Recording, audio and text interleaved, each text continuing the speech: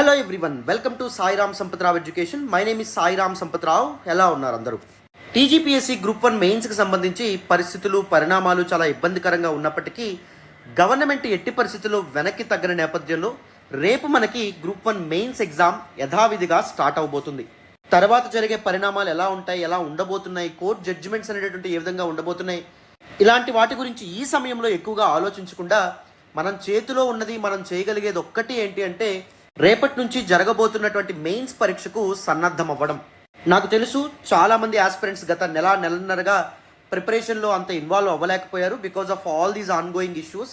But కాస్త better marks తెచ్చుకోవడానికి మీరు ఎలాంటి టిప్స్ ఫాలో అయితే బాగుంటుంది? చాలామంది చాలా క్వశ్చన్స్, డౌట్స్ అడుగుతున్నారు. సో అందుకే మీ డౌట్స్ అన్ని నివృత్తి చేయాలనేటటువంటి ఉద్దేశంతో ఈ వీడియో నేను చేస్తూ ఉన్నాను. యూజువల్లీ ఇది చేయండి, అది చేయకండి అని చెప్పడం బదులు ఒక మోడల్ ఆన్సర్ నేను పిక్ చేసుకోవడం అనేది జరిగింది. ఆ మోడల్ ఆన్సర్ ద్వారా బోత్ ఆన్సర్ రైటింగ్ టిప్స్ ఏవైతే ఉంటాయో వాటితో పాటుగా మీరు ఎలాంటి నియమాలు అనేటటువంటివి పాటించాలి, ఏ రూల్స్ తప్పకుండా ఫాలో అవ్వాలి, అండ్ ఏ తప్పులు అనేటటువంటివి అవాయిడ్ చేయాలి, ఇలా చెప్పుకుంటూ వెళ్తాను. మీకు చాలా కాంప్రహెన్సివ్గా ఈ వీడియో ఒక వన్ స్టాప్ సొల్యూషన్ లాగా యూజ్ అవుతుంది.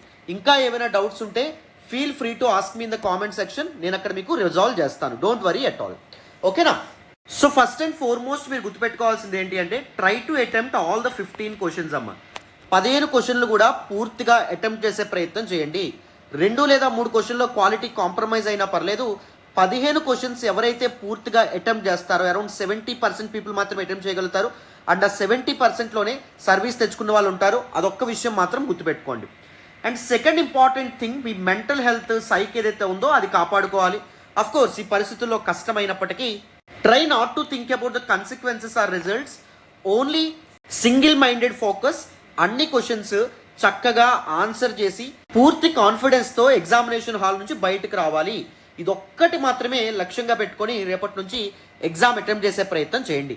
సో దట్ బీయింగ్ సెడ్, ఇప్పుడు మనం ఈ క్వశ్చన్ ఏదైతే ఉందో దాన్ని చూద్దాం. తర్వాత ఈ మోడల్ ఆన్సర్ ద్వారా ఎక్కువ మంది స్టూడెంట్స్ చేసే మిస్టేక్స్ ఏంటి, మీరు ఎలాంటి ఆన్సర్స్ అనేటువంటి రాయగలగాలి, ఎగ్జామినర్ మీ ఆన్సర్ నుంచి ఏం ఎక్స్పెక్ట్ చేస్తారు, ఏ పనులు చేయొచ్చు, ఏ పనులు చేయకూడదు, డయాగ్రామ్స్ ఏ విధంగా వేయాలి, క్వశ్చన్ నెంబర్ ఎక్కడ వేయాలి, అండర్లైన్ చేయొచ్చా చేయకూడదా, ఇలాంటి చాలా విషయాలు ఏవైతే ఉంటాయో వాటి గురించి మనం మాట్లాడదాం. ఫస్ట్ క్వశ్చన్ చూడండి.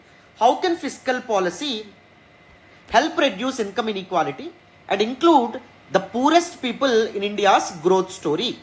సో ఇది మన మెయిన్ సిలబస్లోని పేపర్ 4కి సంబంధించినటువంటి క్వశ్చన్ అమ్మ. ఓకేనా?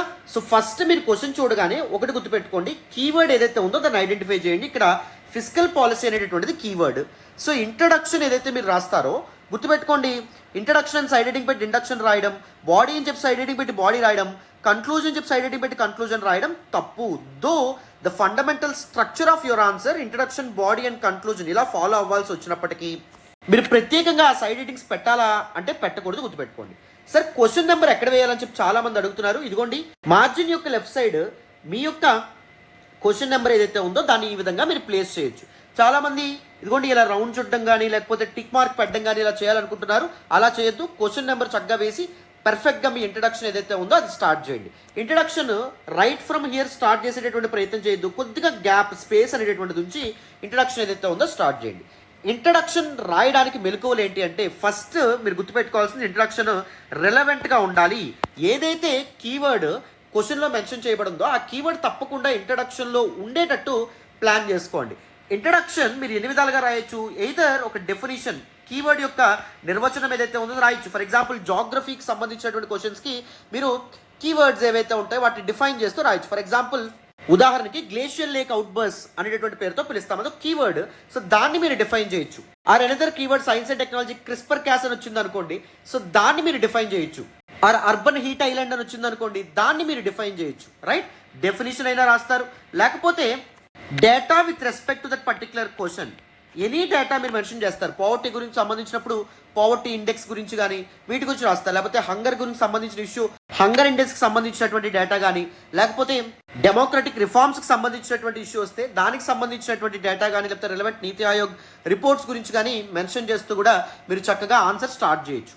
ఇంకొకటి ఏంటి అంటే యూ కెన్ యూజ్ నెంబర్స్ అమ్మ. నెంబర్స్ మీకు తప్పకుండా ఇంట్రడక్షన్ స్టాండ్ అవుట్ అయ్యేలాగా చేస్తాయి, గుర్తుపెట్టుకోండి. And don't try to underline numbers.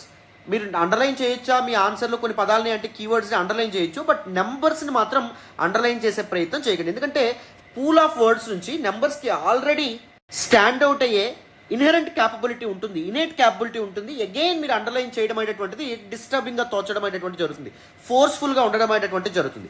Numbers మీరు ఎక్కడ వాడచ్చు, డేటాకి సంబంధించి కానీ డిఫరెంట్ పర్సంటేజెస్ గురించి మాట్లాడడం కానీ, లేకపోతే ఆర్టికల్ నెంబర్స్ ఏవైతే ఉన్నాయో, for example uniform civil code ఏదైతే ఉందో దానికి సంబంధించి ఆర్టికల్ 44 అని మెన్షన్ చేయడం కానీ, controlled and auditor general article 148 to article 151 mention చేయడం కానీ, ఎలక్షన్ కమిషన్ ఆర్టికల్ 324 గురించి మెన్షన్ చేయడం కానీ, ఈ విధంగా కూడా మీరు ఇండక్షన్ అనేది రాయొచ్చు.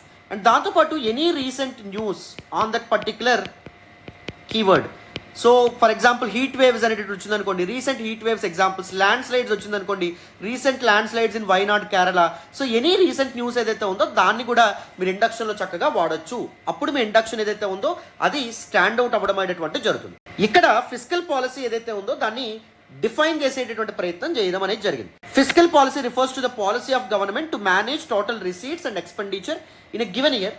It's manifested in annual financial statement or general budget. So the basic definition ఏదైతే ఉందో దాని కొత్త ముందుకు వచ్చాము. Or you can write about the significance of fiscal policy, importance of fiscal policy గురించి కూడా మీరు రాస్తూ మీ ఇంట్రడక్షన్ ఏదైతే ఉందో దాన్ని ఫ్రేమ్ చేయొచ్చమ్మా.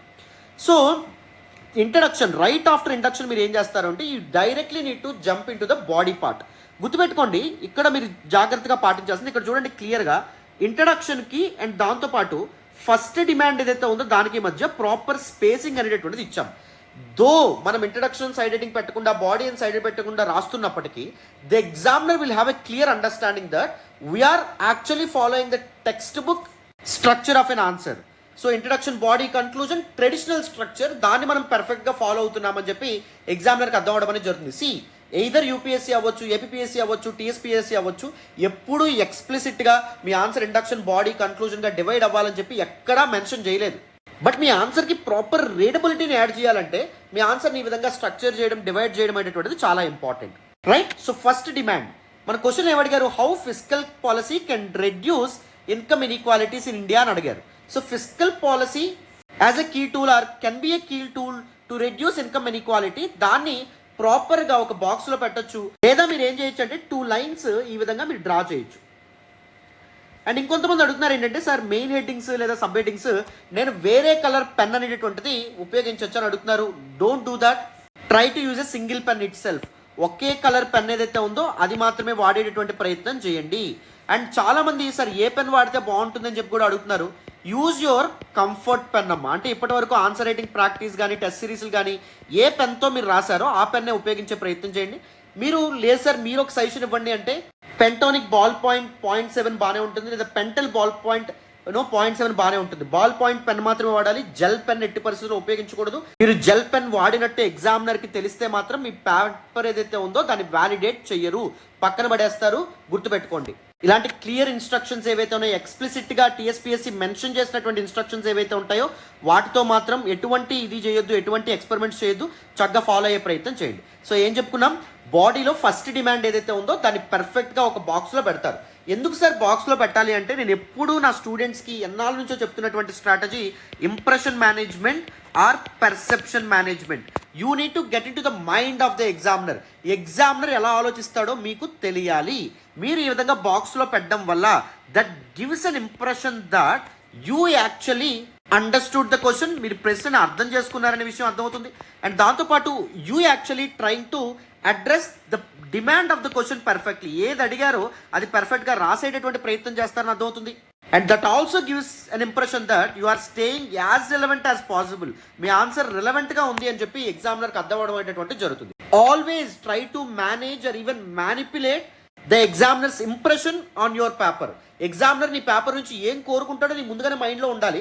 సో దట్ దానికి తగినట్టుగా నీ ఆన్సర్ ఏంటంటే రాయాలి. డ్రైవింగ్ పొజిషన్లో నువ్వు ఉండాలి, ఫ్రంట్ సీట్లో నువ్వు ఉండాలి. నీ ఆన్సర్కి ఎన్ని మార్కులు పడాలో నువ్వే ముందుగానే డిసైడ్ చేసుకొని ఉండాలి. మళ్ళీ చెప్తున్నాను సార్, బాక్సులు గీయొచ్చా అంటే తప్పకుండా గీయొచ్చు అమ్మా, 100% గీయొచ్చు, మర్చిపోవద్దు. And now always remember, under each demand try to get at least 4 to 5 dimensions. ఒక 4 to 5 arguments or counter arguments రాసే ప్రయత్నం చేయాలి. ఈ 4 to 5 arguments or counter arguments should be substantiated with proper examples or proper case studies or proper government schemes or proper data. Always substantiation very important. Any PSC, either it is UPSC, APPSC, TSPSC, they love rationality. They actually try to evaluate your critical thinking or rational thinking through your mains paper. Your mains paper is the manifestation of your skill, your belief system, your thought process, your ideas, your value system, everything. So rationality అనేటటువంటిది మీ ఆన్సర్లో కనిపించడం very important. So rationality or critical thinking ఏదైతే ఉందో అది మీరు ఎలా నాకుందని చెప్తున్నారు, ఎలా చూపిస్తారు అంటే by using proper examples, by using proper substantiation. Always remember that. So 4 to 5 arguments or counter arguments మీ చేతుల్లో పెట్టుకోవాలి. అది కూడా చాలా ఇంపార్టెంట్, గుర్తుపెట్టుకోండి. For example fiscal policy is a key tool to reduce income inequality or income disparities అని రాసాం. So ఎలాగా ఫస్ట్ ప్రోగ్రెసివ్ టాక్సేషన్ పాలసీ అనేటటువంటిది ఎన్ష్యూర్ చేయడం ద్వారా మనం ఇన్కమ్ ఇన్ఈక్వాలిటీస్ ఏవైతే ఉంటాయో వాటిని రెడ్యూస్ చేయొచ్చు, right? So government through its fiscal policy proper progressive taxation policy తీసుకొస్తే the widening disparities or inequalities ఏవైతే ఉంటాయో అవి తగ్గుముఖం పడడం అనేది జరుగుతుంది. So streamlining entire taxation system through a higher tax on wealthy and lower on middle class and the poor. Example, no income tax up to 7 lakhs recently envisioned in the budget. Isn't it? దాని proper example కింద credible source example అనేటటువంటి మనం ప్రాపర్గా ఇచ్చాం. Second, rationalising GST slabs. Petrol and డీజిల్ని GST అంబిట్లోకి తీసుకురావడం అవ్వచ్చు, లేకపోతే ఎసెన్షియల్ గూడ్స్ లైక్ ఫుడ్ వాటికి జిఎస్టీ ఎగ్జామ్షన్ కంప్లీట్గా ఇవ్వచ్చు. సో ఆ విధంగా కూడా ఇన్కమ్ ఇన్ఈక్వాలిటీస్ ఏవైతే ఉంటాయో వాటిని తగ్గించవచ్చు. So what you are trying to do, you are trying to keep or leave money in the pockets of the poor or the middle class by implementing these things, right? So ఆటోమేటిక్గా income inequalities ఏవైతే ఉంటాయో తగ్గుముఖం పడడం అనేది జరుగుతుంది, అవునా? So the next argument చూడండి. Third one, capacity building and human development. So outcome specific public expenditure అనేటటువంటిది వెరీ ఇంపార్టెంట్. గవర్నమెంట్ ఏవైతే హ్యూమన్ డెవలప్మెంట్కి అంటే ఎడ్యుకేషన్, హెల్త్, వీటికి సంబంధించినటువంటి వాటి మీద ఖర్చు పెట్టడం అనేది జరుగుతుంది, బెటర్ అవుట్కమ్స్ అనేటటువంటి సాధ్యపడడం అనేది జరుగుతుంది. ఇన్ఈక్వాలిటీస్ ఏవైతే ఉంటాయో అవి కూడా తగ్గడం అనేటువంటిది జరుగుతుంది, right? For example, increasing health expenditure to 4% of GDP. Public expenditure ఆ విధంగా ఉండాలి. Education expenditure to 6% of GDP. మనం ఏం చేయడం అనేది జరుగుతుంది, మనం ప్రాపర్గా ఒక ఆర్గ్యుమెంట్ ఇస్తున్నాం, దానికి ప్రాపర్ ఎగ్జాంపుల్స్ ఆర్ డేటా ఏదైతే ఉందో దాంతో మనం సబ్స్టాన్షియేట్ చేయడం అనేటువంటిది జరుగుతుంది. మీకు అర్థమవుతుందని అనుకుంటున్నాను. ఇంక కొంతమంది అడుగుతున్నటువంటి ప్రశ్న ఏంటంటే, సార్ ఇక్కడ యారో మార్క్స్ అనేటటువంటివి కానీ స్టార్స్ అనేటటువంటివి కానీ పెట్టొచ్చా అని అడుగుతున్నారు. Better not to do that. Only alpha numericals ఏబిసిడీలు కానీ 1 2 3 4 కానీ వాటిని మాత్రమే ఉపయోగించే ప్రయత్నం చేయండి. సార్ ఈ 3 4 లాంటివి సార్ ఇక్కడ నేను పెట్టొచ్చా మార్జిన్కి యువతల పక్కన అంటే చేయొద్దు, మార్జిన్ లోపల మాత్రమే వాటిని ప్లేస్ చేసేటటువంటి ప్రయత్నం చేయండి అమ్మా, ఓకేనా? So raising cess and surcharges, fourth important argument, so that it can be spent on welfare schemes. For example, sin goods ఏవైతే ఉంటాయో వాటిని స్పెషల్ సెస్ అనేటటువంటిది వేయడం కానీ, for example GST compensation cess ఒకప్పుడు ఈ sin goods like tobacco goods వీటి మీద వసూలు చేయడం అనేటువంటి జరిగింది. సో వాటిని దేనికి ఉపయోగించాలి, వెల్ఫేర్ స్కీమ్స్ కోసం కానీ లేకపోతే ఫినాన్షియల్ ఇంక్లూజన్ సంబంధించినటువంటి స్కీమ్స్ మీద కానీ ఉపయోగించాలి. కృషి కళ్యాణ్ సెస్ కానీ స్వచ్ఛ భారత్ సెస్ కానీ ఇలాంటి వాటిని మనం ప్రాపర్ ఎగ్జాంపుల్స్ కింద ఇవ్వడం అనేటువంటిది జరిగిందమ్మా, right? So the first demand ఏదైతే ఉందో దానికి ప్రాపర్గా 4 ఆర్గ్యుమెంట్స్ మనం ప్రొవైడ్ చేయడం అనేది జరిగింది. ఇప్పుడు let us look at the second important demand, that is making downtrodden or poorest of the poor a part of country's growth story. ఎలాగా లోవర్ సెక్షన్స్ ఆఫ్ ద సొసైటీని ఎలాగా దేశ అభివృద్ధిలో భాగం చేయొచ్చు అనేది కూడా అడిగారు కదా. సో దాన్ని మనం ఒక బాక్స్లో పెట్టడం ద్వారా ఏం చేస్తున్నాం, impression management. Always remember that you are trying to manage the impression of the examiner on your answers copy. So అది ఎప్పుడు మీరు మెయింటైన్ చేస్తూ ఉండాలి. And first demand second demand మధ్య కూడా ప్రాపర్ స్పేసింగ్ అనేటటువంటిది ఇచ్చాము. చాలా మంది ఆన్సర్స్ నేను అబ్జర్వ్ చేసింది ఏంటంటే ప్రాపర్ స్పేసింగ్ ఉండదు. ప్రాపర్ స్పేసింగ్ లేకపోతే ప్రెజెంటేషన్ సరిగ్గా కనిపించదు. Presentation important, readability of your answer కూడా చాలా చాలా ఇంపార్టెంట్. ఎప్పుడైనా అది గుర్తుపెట్టుకోవాలి, ఓకేనా? సో ఎలాగా డౌన్ ట్రెడన్ సెక్షన్స్ని ఇండియాస్ గ్రోత్ స్టోరీలో భాగం చేయొచ్చు, spending on agricultural allied sectors మీద ఖర్చు అనేటటువంటిది పబ్లిక్ స్పెండింగ్ అనేటటువంటిది పెంచాలి. Though more than 50% of India's population depend on agriculture for livelihood, but agriculture యొక్క కంట్రిబ్యూషన్ ఎంత జీడిపికి ఓన్లీ 19% మాత్రమే కంట్రిబ్యూట్ అయ్యారు. 18.4 ఆర్ సంథింగ్ కంట్రిబ్యూట్ చేయడం అనేటువంటి జరుగుతుంది, రైట్? సో అగ్రికల్చర్ ఫాలో అవుతున్నటువంటి వాళ్ళు ఎక్కువగా తక్కువ ఇన్కమ్స్ అనేటువంటి చూస్తారు. సో అగ్రికల్చర్ మీద ఫోకస్ చేసి డబులింగ్ ద ఫార్మర్స్ ఇన్కమ్ అనేటటువంటి విజన్ ఏదైతే ఉందో దాన్ని ఫుల్ఫిల్ చేసే విధంగా గవర్నమెంట్ అడుగులు అనేటువంటి వేయాలి. ఫర్ ఎగ్జాంపుల్ దాన్ని సబ్స్టాన్షియేట్ చేయడానికి మనం ఎగ్జాంపుల్స్ ఇచ్చాం, పిఎం కిసాన్ స్కీమ్ కానీ. And we are trying to add Telangana touch as well. మీరు ఏ క్వశ్చన్ వచ్చినా, మా సోషల్ జస్టిస్ మీద వచ్చినా ఏ క్వశ్చన్ వచ్చినా try to add Telangana touch to your answer. Rythu Bandhu ఇక్కడ యాడ్ చేయడం అనేది జరిగింది. ఫర్ ఎగ్జాంపుల్ సోషల్ జస్టిస్ మీద క్వశ్చన్ వచ్చింది అనుకోండి, try to add Telangana touch towards that particular question. Women empowerment మీద క్వశ్చన్ వచ్చింది అనుకోండి, పూర్ణ మలావత్ కానీ లేకపోతే నిఖత్ జరీన్ కానీ వాళ్ళ యొక్క ఎగ్జాంపుల్స్ ఏవైతే ఉంటే వాటి మీద తప్పకుండా ఇవ్వచ్చు. రైట్.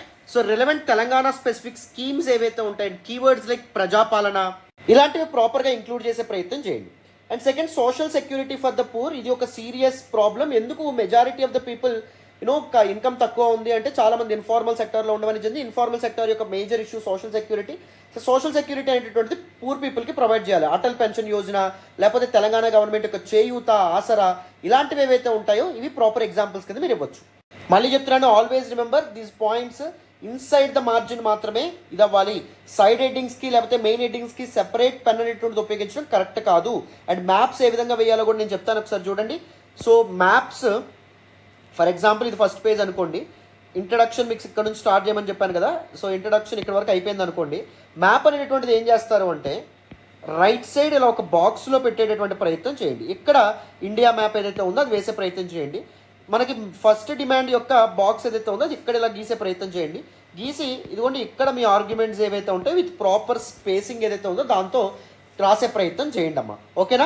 కొన్ని పెద్ద డయాగ్రామ్స్ ఉంటాయి. For example stupa architecture. స్తూపాని ఇంత చిన్న దానిలో మనం వేయడం కష్టం. సో అప్పుడు ఇంట్రడక్షన్ కింద మీరు డైరెక్ట్గా స్తూప డయాగ్రామ్ ఏదైతే ఉందో దాన్ని వేయచ్చు. బట్ చాలా వరకు వీలైనంత వరకు రైట్ సైడ్ మాత్రం వేసే ప్రయత్నం చేయండి.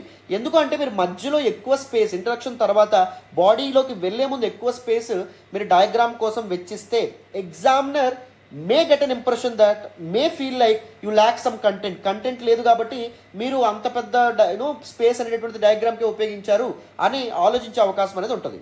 Trust me, it is all about impression management, it is all about perception management. So అది మాత్రం మీరు మైండ్లో పెట్టుకోవాలి. Right. So now third, focus on skill development MSMEs. So poor people ఎవరైతే ఉంటారో వాళ్ళకి అప్వర్డ్ మొబిలిటీ సాధ్యపడాలి అంటే, అప్వర్డ్ సోషల్ మొబిలిటీ సాధ్యపడాలి అంటే సో వాళ్ళ స్కిల్ మీద, ఎడ్యుకేషన్ మీద ఇన్వెస్ట్ చేయడం ఇంపార్టెంట్. ఎంఎస్ఎంఈ స్పెసిఫిక్ స్కీమ్స్ ఏవైతే ఉంటాయో తీసుకురావడం ఇంపార్టెంట్. గమనం, మన తెలంగాణ యొక్క మహాలక్ష్మి స్కీమ్ కానీ లేకపోతే ప్రధానమంత్రి కుశల్ వికాస్ యోజన కానీ ఇలాంటి ఎగ్జాంపుల్స్ కింద మీరు రాయొచ్చు. Health insurance for the poorest of the poor, that is Ayushman Bharat లాంటి స్కీమ్స్ ఏవైతే ఉంటాయో. ఎందుకంటే హెల్త్ కారణంగా చాలామంది ఒక్కసారిగా పేదరికంలోకి జారుకుంటున్నారు. అరౌండ్ 38% ఆఫ్ ఇండియన్స్ ఏకంగా హెల్త్ రిలేటెడ్ ఇష్యూస్ వల్ల పేదరికం ఏదైతే ఉందో దానిలోకి ఒక్కసారిగా జారుకోవడం అనేటువంటి you can use this kind of data as well. Right. So second demand ఏదైతే ఉందో దాని తర్వాత ప్రాపర్ స్పేసింగ్ అనేటువంటిది మనం ప్రొవైడ్ చేసాం. ఈ స్పేసింగ్ తర్వాత what you need to do, you need to right your conclusion. Right. Always remember, side ratings పెట్టకూడదు. ఇండక్షన్, బాడీ అండ్ కన్క్లూజన్ చెప్పి సైడ్ రేటింగ్స్ ఎప్పుడు పెట్టకూడదు. Remember that. And make sure it conclusion stand out. Always remember that. ఎందుకంటే conclusion చదివిన తర్వాతే మీకు ఆ క్వశ్చన్కి ఫైనల్ మార్క్స్ అవార్డ్ చేస్తారు కాబట్టి ఇది ఒకటి గుర్తుపెట్టుకోండి. So in this way fiscal policy can address the widening disparities and achieve the goals of Antyodaya and Sabka Vikas as envisioned by government of India, or you can add like Prajapalana as envisioned by government of Telangana as well. So Antyodaya is one of the very important keywords. Sabka Vikas is also one of the very important keywords mentioned in the policy documents, isn't it? So వాటినే మనం పర్ఫెక్ట్గా ఉపయోగించడం అనేటువంటిది జరిగింది. లేకపోతే fiscal policy, the solid fiscal policy or comprehensive and holistic fiscal policy is a key to address widening disparities and making India envision the goal of Viksit Bharat by 2047. So Viksit Bharat is also a keyword. So try to involve or try to incorporate an important keyword in your conclusion part. Always remember that. And the next important thing, whatever the leftover page అయితే ఉందో దాన్ని కొట్టేసేటటువంటి ప్రయత్నం చేయండి అమ్మా. ఓకేనా. And ఇంకొకటి చాలామంది అడిగేటటువంటి ప్రశ్న, సార్ 2 pages రాస్తే సరిపోతుందా, కన్ఫామ్గా 3 pagesలో ఏదో ఒకటి రాయాలా అంటే అవసరం లేదు. చక్కగా 2 pagesలో రాయొచ్చు. 3 pages మీకు ఎందుకు ఇవ్వడం అనేటువంటిది జరిగిందంటే కొంతమంది అక్షరాలు పెద్ద పెద్దగా ఉంటాయి. సో పెద్ద పెద్ద అక్షరాలు రాసే వాళ్ళకి 200 words 2 pagesలో రాయడం సరిపోదు, కుదరదు. సో అందుకు మీకు 3 pages ఇవ్వడం అనేది జరిగింది. కాకపోతే ఒక చిన్న విషయం గుర్తుపెట్టుకోండి, ఫస్ట్ పేజ్ రాస్తారు, సెకండ్ పేజ్కి బాడీ అనేది ఎండ్ అయిపోయింది అనుకోండి, కన్క్లూజన్ అనేటటువంటిది సెపరేట్గా థర్డ్ పేజ్లో రాయొద్దు. బాడీని కొద్దిగా థర్డ్ పేజ్కి ఎక్స్టెండ్ చేసి తర్వాత ఇప్పుడు మనం ఎలా అయితే చేసాం అలాగా తర్వాత కన్క్లూజన్ ఏదైతే ఉందో రాసేటటువంటి ప్రయత్నం చేయండి. థర్డ్ పేజ్లో సెపరేట్గా కన్క్లూజన్ని 3వ పేజ్లో ఐసోలేటెడ్గా పెట్టడం అనేటటువంటిది చాలామంది చేసే మిస్టేక్, అది చేయొద్దు.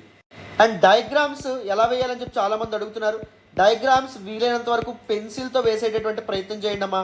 మీకు చాలా చక్కగా డయాగ్రామ్స్ అనేటటువంటివి వస్తాయి. ఓకేనా. వాట్ ఎవర్ మ్యాప్స్ కానీ ఇవేవైతే ఉంటాయో ఇవేవి మీరు వేసిన, లేకపోతే ఎనీ ఫర్ ఎగ్జాంపుల్ గుడ్ గవర్నెన్స్కి ఏదైనా వెన్ డయాగ్రామ్ రిప్రజెంట్ చేస్తున్నారనుకోండి, చైల్డ్ లేబర్ అండ్ పావర్టీకి సంబంధించి ఏదైనా విషియస్ సైకిల్ డయాగ్రామ్ రిప్రజెంట్ చేస్తున్నారనుకోండి, యూ కెన్ యూజ్ పెన్సిల్తో చాలా చక్కగా మీరు వేయచ్చు. ఓకేనా.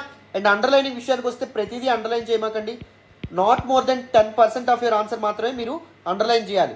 ఓన్లీ 10% ఆఫ్ యువర్ ఆన్సర్ అంటే 20 వర్డ్స్ వరకు మాత్రమే మీరు అండర్లైన్ చేసే ప్రయత్నం చేయండి. అంతకు మించి అండర్లైన్ చేయొద్దు. ప్రతిదీ అండర్లైన్ చేయడం వల్ల అన్నెసరీ డిస్టర్బెన్స్ క్రియేట్ చేస్తుంది, అన్నెసరీ ప్రెజెంటేషన్ ఇష్యూస్ అనేటటువంటివి వస్తాయి. ఓకేనా? మీరు impression management is very important, but it shouldn't like you're forcefully managing or manipulating the examiner's impression. అదొక్కటి మాత్రం మీరు గుర్తుపెట్టుకోండి. ఓకేనా? సో ఆన్సర్ విషయానికి వస్తే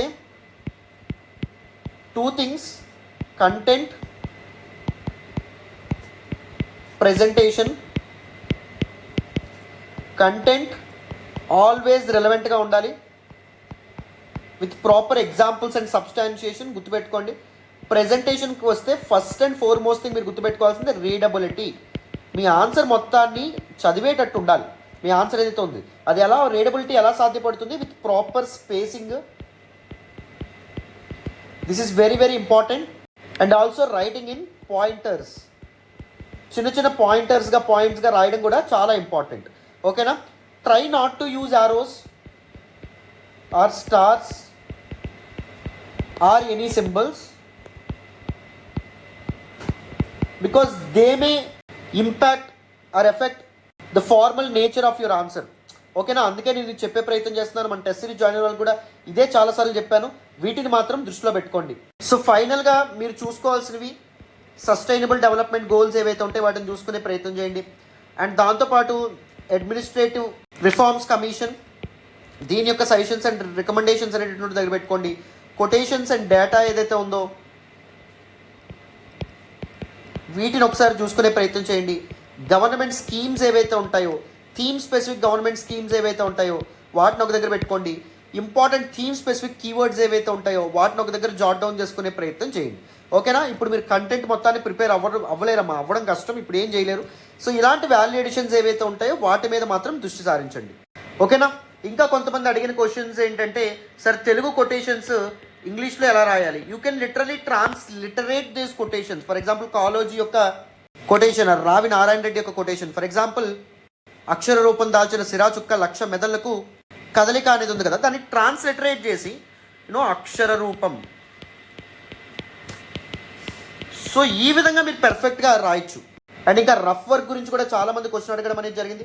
లాస్ట్లో మీకు 2 pages సెపరేట్గా రఫ్ వర్క్ కోసం కేటాయించారు. ఆ 2 pagesలో మాత్రం రఫ్ వర్క్ చేసే ప్రయత్నం చేయండి అమ్మా. ఓకేనా? So most of your questions నేను ఆన్సర్ చేశాను అనుకుంటున్నాను. ఆన్సర్ రైటింగ్ మీద మీకు చివరి లాస్ట్ మినిట్ టిప్స్ ఏవైతే చెప్పుకున్నామో అర్థమైనాయి అనుకుంటున్నాను. మీరు ఈ వీడియో మీద స్పెండ్ చేసిన 20-25 minutes మీకు యూజ్ అయ్యాయని అనుకుంటున్నాను. ఇంకా ఏమైనా డౌట్స్ ఉంటే feel free to ask me in the comment section. నేను వెంటనే రిప్లై ఇస్తాను, అసలు వరీ అవ్వద్దు. ఓకేనా? Right. So thank you so much for all the support and all the love so far. Once again ఎటువంటి భయాందోళన లేకుండా, ఎటువంటి ప్యానిక్ అవేం పెట్టుకోకుండా హ్యాపీగా చక్కగా ఎగ్జామ్ అటెండ్ అయ్యే ప్రయత్నం చేయండి. మెయిన్స్లో సిలబస్లో ఉన్న కీవర్డ్స్ మీద డైరెక్ట్గా క్వశ్చన్స్ వచ్చే అవకాశం చాలా ఎక్కువ ఉంటుంది. ఎందుకంటే ఫస్ట్ టైం టీఎస్పీఎస్సీ తన మెయిన్స్ కండక్ట్ చేస్తుంది కాబట్టి ఎటువంటి కన్సిక్వెన్సెస్ని, రిజల్ట్ని దృష్టిలో పెట్టుకోకుండా ఎగ్జామ్ సంతృప్తికరంగా రాయాలి అని ఒకే ఒక్క ఆశయంతో ప్రిపేర్ అవ్వండి. ఆ విధంగానే ఆలోచన అనేటువంటిది పెట్టుకోండి.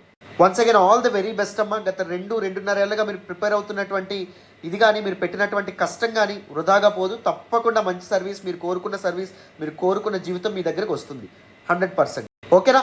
Thank you so much once again. మళ్ళీ ఇంకొక వీడియోలో కలుస్తాను. బాయ్ అమ్మా.